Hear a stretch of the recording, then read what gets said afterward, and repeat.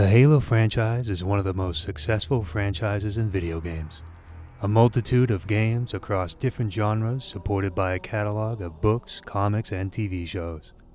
But Halo and its universe is more than just a guy with a gun. We're going to dive into that world, and we'll start at the very beginning. Our story begins with the ancient race called the Precursors. The Precursors were an advanced race that originated outside the Milky Way galaxy.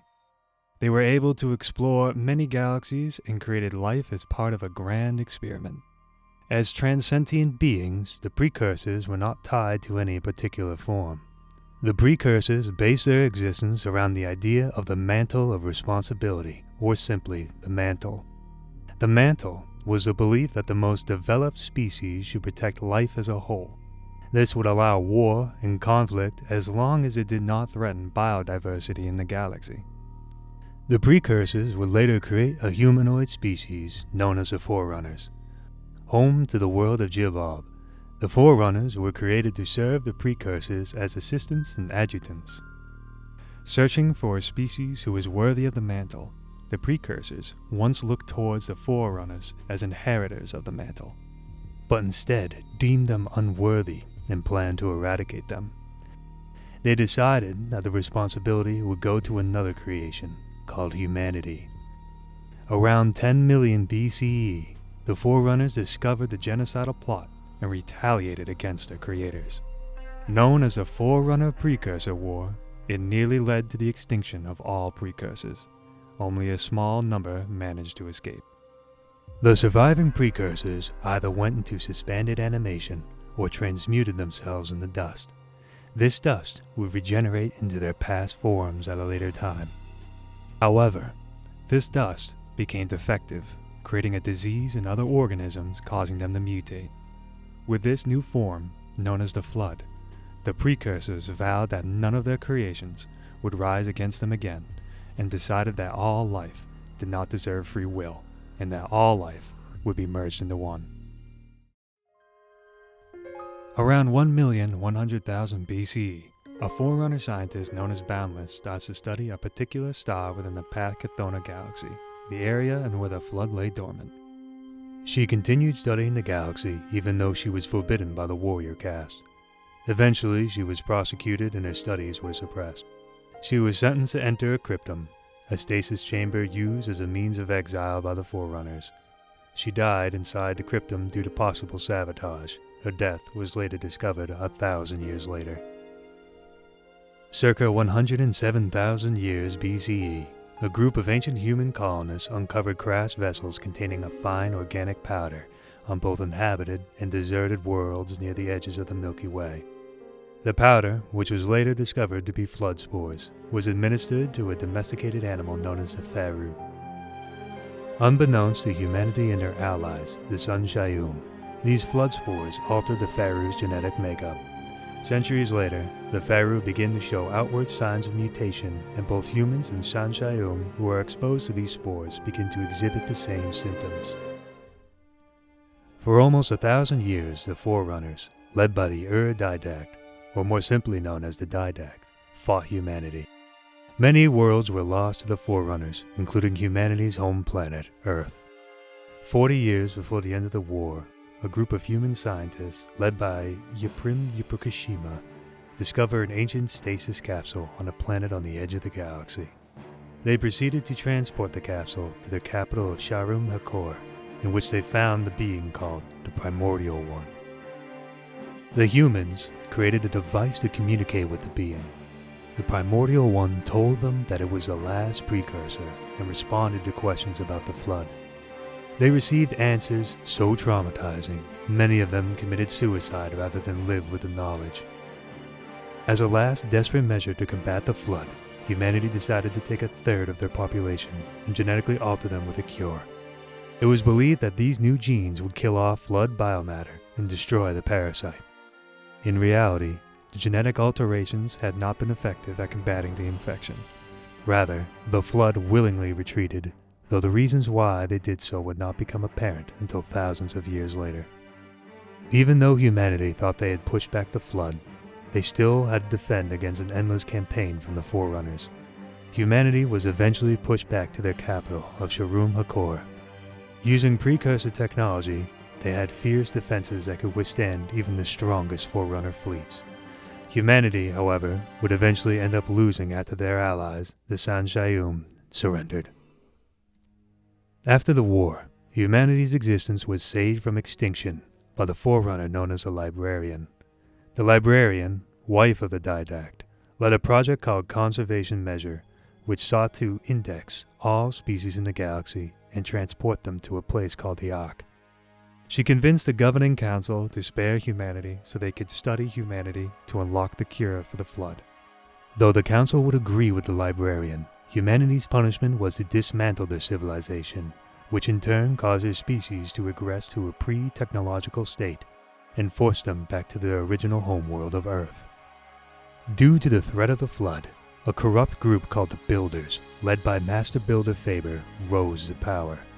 They removed the Didact and his followers, the Prometheans, from the council and started on a new project to destroy the flood. That project was the Halo Array. The Halo Array is a network of gigantic, ring-shaped superweapons, individually known as halos. The rings would not destroy the flood, but rather destroy all life in the galaxy, preventing the flood from spreading. Without food, the flood would die out. They also act as biological preserves, a plan to repopulate the galaxy should the array ever be fired. Together, the rings have an effective range of the entire galaxy. The first 12 halos were created on the structure known as the Greater Ark, though only one of these rings would survive the present day, which would later be named Installation 7. Later, the builders would create 6 smaller but more powerful rings made by a new installation called the Lesser Ark. This would be named Installation 0. Each ring was managed by a monitor, a spherical-shaped AI. Together with sentinels, monitors would oversee all operations on the ring and will defend it if they have to. Opposed to the building of the rings, the Didact created shield worlds. Though not being able to prevent flood infection, the shield worlds could protect organisms from Halo's destructive pulse. The number of these shield worlds are unknown. Around 97,000 BCE, the Flood are encountered by the Forerunners on the planet called Seaward. The Flood managed to escape the planet, and this would spark the Forerunner-Flood War. During the 3-century-long war, the Forerunners had created a powerful AI known as Mendicant Bias, and tasked it with leading all their defensive efforts. The Mendicant Bias was tasked with the first test firing of Installation 7 near the world of Sharum-Hakor. As a result of this small-scale activation, the Primordial, who was imprisoned on the planet, was released and subsequently transported back to Installation 7 for study. Mendicant Bias would interrogate the Primordial. Throughout the many years of each other, Mendicant Bias was convinced by the Primordial to turn against its Forerunner masters. Around the same time, Master Builder Faber used Installation 7 to suppress the San-Shayum insurrection, practically wiping out the species aside from the samples indexed by the Librarian. The Council deemed the attack to be a severe violation against the mantle. The Council ordered the remaining rings to be brought to the capital to be decommissioned. Once the rings arrived at the capital, a now rampant Mendicant Bias took control of the rings over the capital and fired Installation 7 into the system, delivering a disastrous blow to Forerunner leadership. The Council, now in disarray after the attack, would attempt to remove the Master Builder from power. But before being removed, the Master Builder managed to capture the Didact and abandon him on a vessel in a flood-infested region of the galaxy. However, the Didact had duplicated his essence into another body, creating a secondary incarnation of himself, known as the Ur-Didact. This copy assumed the role of the original Didact and reassumed command of the Forerunner military. Hoping to defeat the Flood through more conventional means, the Ur-Didact reactivated his shield worlds. The Forerunners, with the leadership of the Ur-Didact, would reclaim Installation 7 and capture Mendicant Bias. After the attack, the Council would be reformed and would be known as the New Council. The Forerunners' victory was short-lived, however. What had been a steadily growing but relatively contained infestation now rapidly exploded beyond hope of control. The Flood began to strike critical Forerunner systems in overwhelming numbers. 2,000 systems were rapidly infected, becoming home to great flood hives. With the Flood threat beginning to spiral out of control, the Forerunners resorted to an ancient defensive barrier, the Jack Krula, which protected their core systems within the Orion complex, leaving the outside systems to fend for themselves. The Forerunners largely succeeded in holding the Flood at bay at this barrier before the very end of the war, although the Flood managed to break through the line in several locations.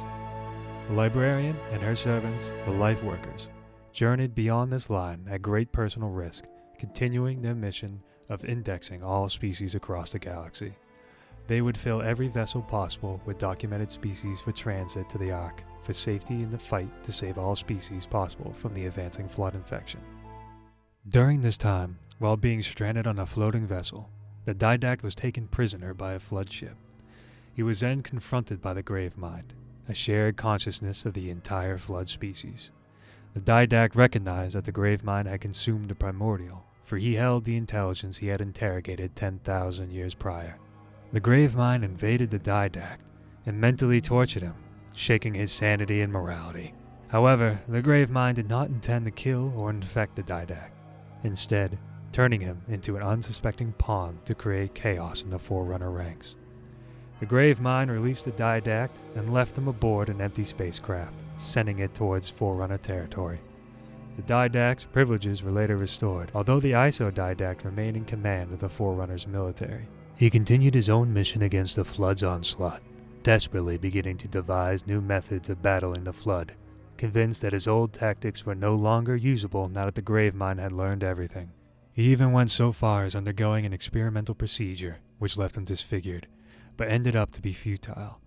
Failing to create a Flood immunity via other means, the Didact acquired a Composer, a machine once designed to rid Forerunners of Flood infection by converting their minds to digital form, but abandoned long ago due to several functional defects. The Prometheans all pledged in full agreement to be composed, relieving them of biological forms. The Didact could not subject himself to Composer processing, as his new form was incompatible with the device. The Didact then used the Composer to upload their minds into powerful war machines, known as Promethean Knights. Although these new warriors would prove great at battling the Flood, it soon became apparent that their numbers were too few to stop the parasite's continued advance. Meanwhile, the Forerunner fleets were being repositioned to defend the Greater Ark, which contained the majority of the last Forerunners and the Librarian's biological specimens, including her core human population.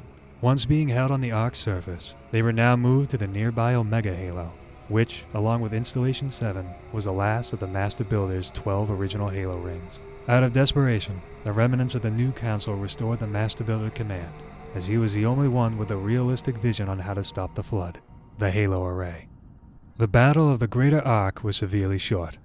Omega Halo's primary weapon, having never been upgraded, could only fire in one direction and was only able to fire once, tearing a hole in the approaching Flood wave. While devastating, the Flood paused only momentarily to restore their attack. The Forerunners would try a last-ditch effort defensive devised by the new AI, Offensive Bias. The Didact took advantage of the ensuing chaos and took his ship, the Mantle's Approach, to the surface of Omega Halo. He then used the Composer to harvest the installation's entire human population. Realizing this, the Librarian attempted to stop him, but her ship, the Audacity, was effortlessly deflected by a torsion field projected by Mantle's Approach. The Didact then went to a shield world called Shield World 1, or Requiem, where he would implant the human essences into hundreds of thousands more Promethean Knights. Devastated by the loss of her humans, the Librarian followed the Didact to Requiem with the intent of imprisoning him. Lulled into a sense of security within his fortress, the Ur-Didact was confronted by the Librarian aboard the Mantle's Approach.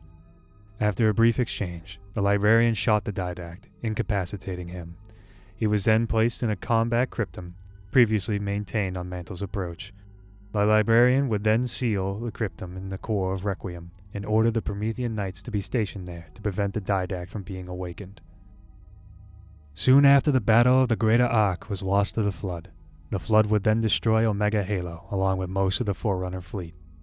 Saved from the destruction of Omega Halo by a monitor known as 343 Guilty Spark, the Didact and the remaining Forerunners headed to the Lesser Ark.